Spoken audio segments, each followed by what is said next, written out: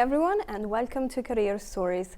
This is a podcast dedicated to the job market and created through a collaboration between Bocconi Career Services and Radio Bocconi. I am Francesca Nava from Bocconi Career Services. Hello everyone, my name is Eugenio Serafini and I'm pleased to be here. I come from Radio Bocconi. I'm very thankful to the Career Service for this opportunity and thankful for our guest. And together we'll take you on a journey to discover different professional roles, and we'll do that hearing the words and stories of some Bocconi alumni and alumnae working in senior management position. Today we're here with Irena Elezi. Irena, thank you so much for being here, and she's the Corporate Director Group Strategy at Henkel. Thanks a lot for having me. It's really a pleasure to be here at Bocconi and to be back here, not as a student anymore, but as a person that has already kicked off and started her professional career. So thanks a lot. Thank you for your presence. Great to have you here. So, to kick off and break the ice, can you please explain the meaning of your job title? What does it mean to be Corporate Director Group Strategy? Perfect. Yeah, happy to do so. I would like maybe to start a little bit with explaining the company I work for, because that will help understand a little bit the bigger picture. I work for Henkel. Henkel is an international company headquartered in Düsseldorf, Germany. Has more than 50,000 employees worldwide, more than 20 billion of revenue. So, as you can imagine, a big corporation. It has two business units. One is called Henkel Consumer Brands, and the other one is called Henkel Adhesive Technologies. So basically, one is the market consumer, the other one more into the B2B market. And my role is overlooking at the group. So I work at a group level, and I look at the strategy and make sure that we drive our strategic agenda, which we call purposeful growth, which consists in several pillars, among which winning portfolio, competitive edge, operating model, and people and culture. And together with the team behind, we make sure that we achieve not only the short-term results, but of course also the long-term results. It's a company that has 150 years of history, so we want to make sure that we bring it to maybe 300, 400 years in the future. Wow, that's huge, and thanks for giving us the big picture. More than welcome.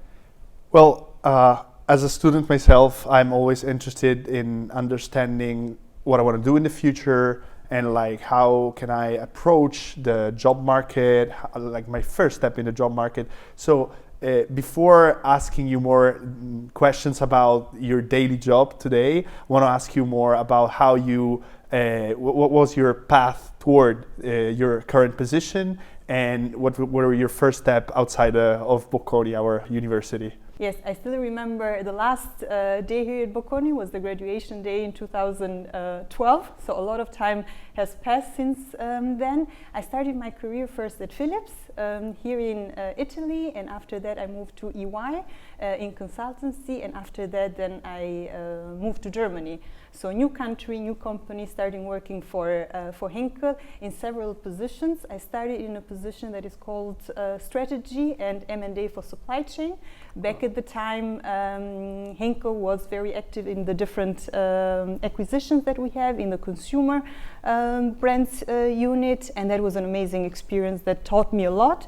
After that, I changed positions again. I spent a year and a half in Iran doing the due diligence and the integration of a company that we bought there. Amazing experience, very international as well. After that, I moved to another role that is called human resources, very different from what I had studied in the past. As well, did innovation for a famous brand that is Persil in Germany. I would say in Italy, you know, probably Dixan as the most famous brand. And last but not least, now the current role as group strategy corporate director. And basically, how does all of this make sense? This is thanks to a program that is called 222.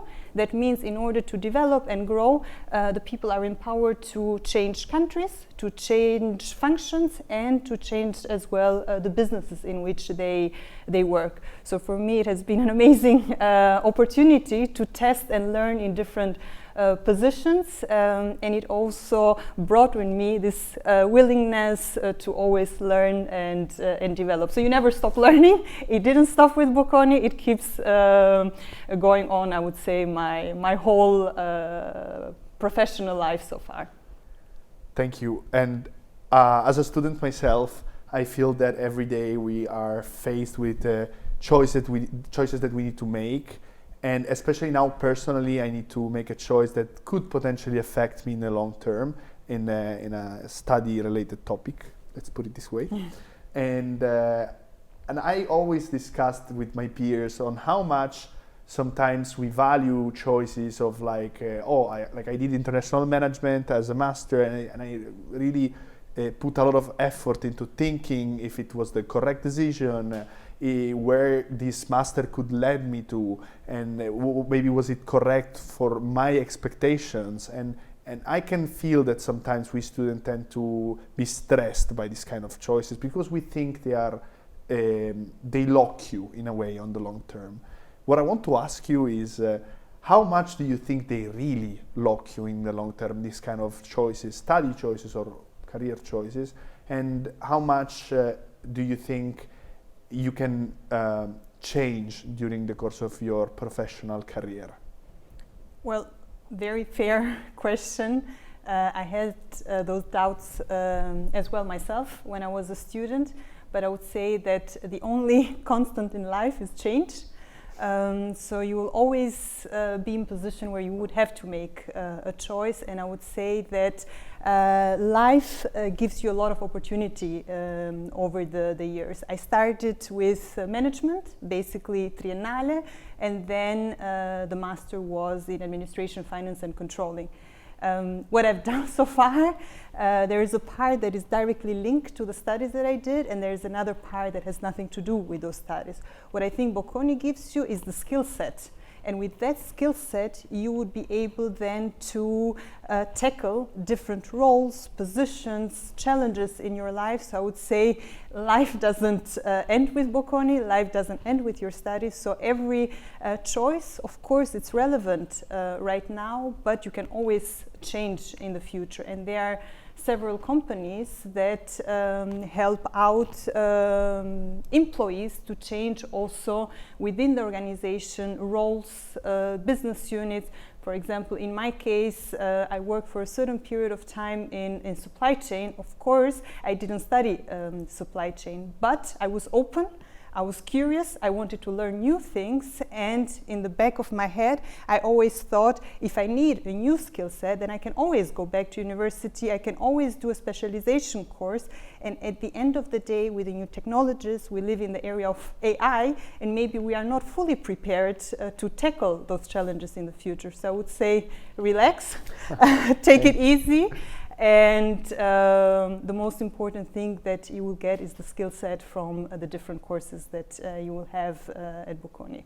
And Irena, I was wondering, I'm curious about strategy, because you told us that strategy has been a fil rouge throughout your entire career so far. What does it mean to work on strategy in a corporate environment? Yes, I work in strategy, exactly as I said, for the Henkel group, so overlooking both business units. And for me, it's important to make sure that we achieve the short-term results, because Henkel is a listed company, the stock exchange in Frankfurt. But at the same time also make sure that we achieve our long-term success. That means that the company has a long history, and we want to make sure we want to pave the way to success for a lot of years to come. The purpose of the company is pioneers at heart for the good of generation. So I always have several generations in mind when I do my job. Now, a little bit more concretely, what does it mean? It means making sure that we grow. We grow both organically and inorganically. Organically means via the current portfolio that we have, and inorganically a lot via mergers and acquisition. Secondly, it is, I would say, a period of uncertainty, of a lot of changes. You see that the world is changing at a different pace, and the geopolitical, let's say, events that are happening in the world have, of course, an impact also in the way we operate and in the countries that we operate. So that is something very important that we have to deal with. AI and digitalization remain very important, so making sure that we are on track with the technological development that it's happening right now. It's exciting, it's uncertain, but of course opens as well a lot of opportunities, and we want to tap into those opportunities. And of course, I would say the geopolitical presence is very important. So countries where we want to be, regions where we want to invest, are topics that are part of my everyday job. So we've talked about challenges and goals for the future. If you could recall particular situations, is there a very particular and satisfying milestone that you have achieved so far during your career?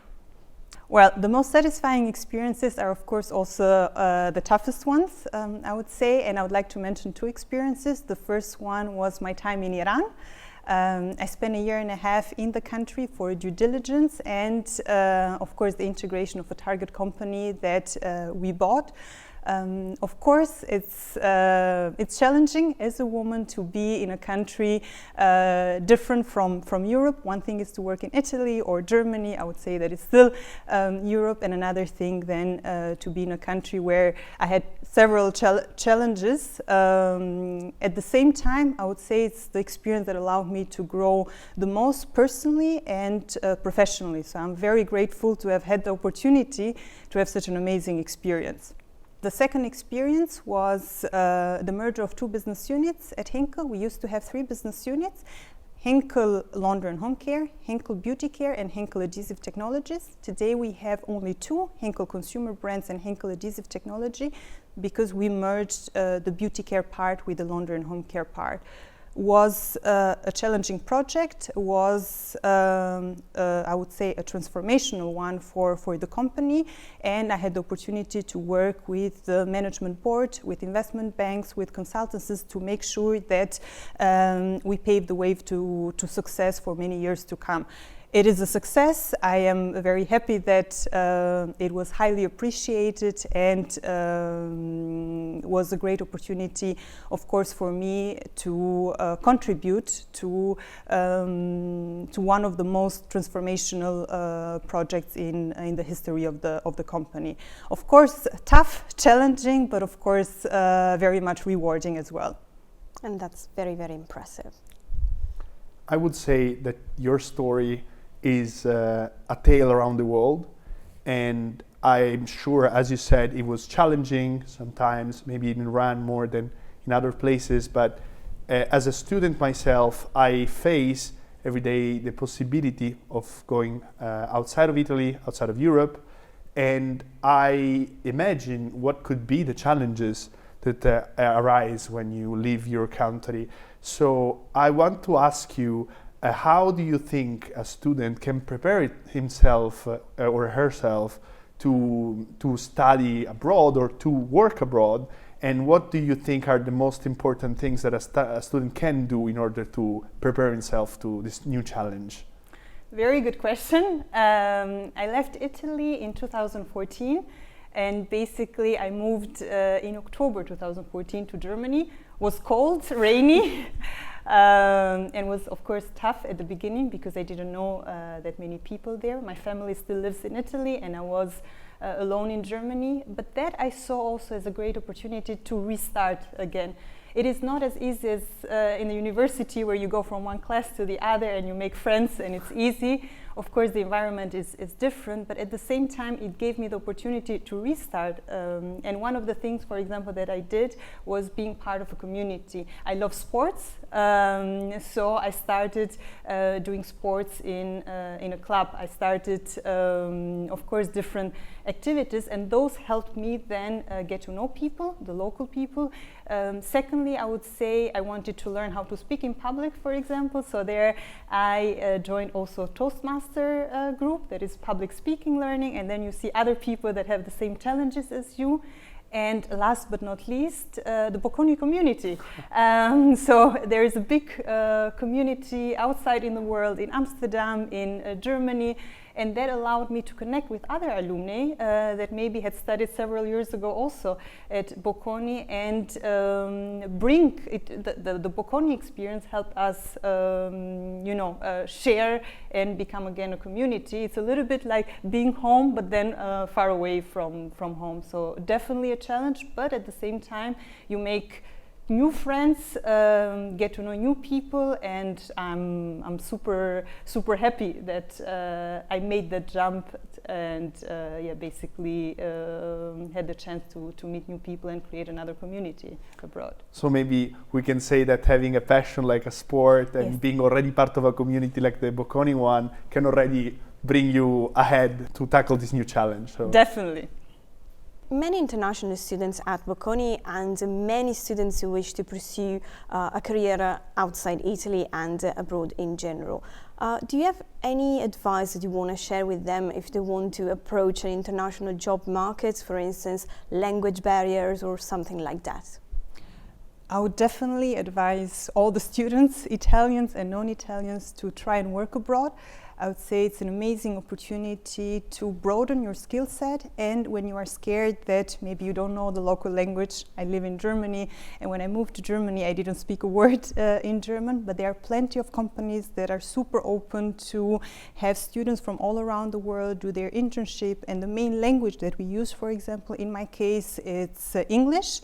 But I also know that in the region there are several companies that of course are hire mainly in English. So please try an experience abroad. What is the worst that can happen? If you don't like it, you can still come back to Italy. But it helps to see different realities, to work with different nationalities, and it can only be a plus for your experience. So definitely try and work abroad for some time. And that's a very encouraging message. Thank you so much. Well, I can see that how Bocconi community help you, and I, as a student, feel helped a lot by the Bocconi community, even though I'm still in Bocconi. And that brings in mind the concept of network. What I want to ask you is, how important was network in your career? Was it fundamental? Was it a key component? Or maybe today people talk too much about network and it's something that could be not so much relevant? I think networking is very, very important. I wish I knew it when I was a student. I realized its importance with the years to come. And basically what I realized is there are two types of networking. The first, the network internally in the company. For me, it's very important to be connected with my colleagues because they are living and working in different countries in the world. And that to bring some project forwards, knowing whom to call and who has the right skills, is super important then to push the projects forward. The second part of networking is externally. If I think of topics such as AI, for example, that is a big thing. A lot of companies have the same issues, so it's normal for me to pick up the phone and maybe discuss the topic with somebody that is having the same challenge in a different company, and then sounding ideas with other people is super relevant, and also it helps me to keep up to date with different topics. The third piece is, of course, I would say the more you grow in the professional career, and the more important is then to understand what are the right next steps to take, what worked for a person, what doesn't work for another one. So having, I would say in this sense, mentors in your network that help you then understand the path forward is super, super important. And in a digital world, I would say it's even more important to meet in person, maybe not every day, but once in a while.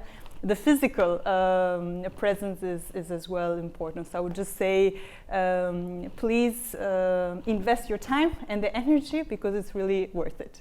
Well, for me it's a wonderful news, because when I prepare for an exam, I always try to talk with other peers and ask some tips. So if you tell me that in the future maybe I can continue to do so in my future company or with my network, that's definitely great news to me. Yes, so, please continue doing so. So far we've talked about your past and present. What are your plans for the future? Yes, I would say at Henkel we have this program, as I mentioned, of 222, so 2 different countries, different functions, different businesses. I've done a lot as I shared with you. And the next step would be in one of the business units that I haven't seen so far, and that is adhesive technology. I am very excited to start basically a new role in a different business units. It's something new, and I'm very grateful, of course, also to the company for giving me the chance to again change the role, change responsibility, but especially also have the opportunity to learn new skills, which I'm sure will be very useful for my future. Well, so best of luck for your new role and your future endeavors. We've nearly come to the end of this episode of Career Stories, but before saying goodbye to Irena, is there any final tip or final remarks that you want to share with the students? From my side, maybe two things. The first one is always be open. Be open to say yes, be open to new opportunities. And the second thing is be curious. The world is always changing. What is relevant today might not be relevant in the future, and vice versa.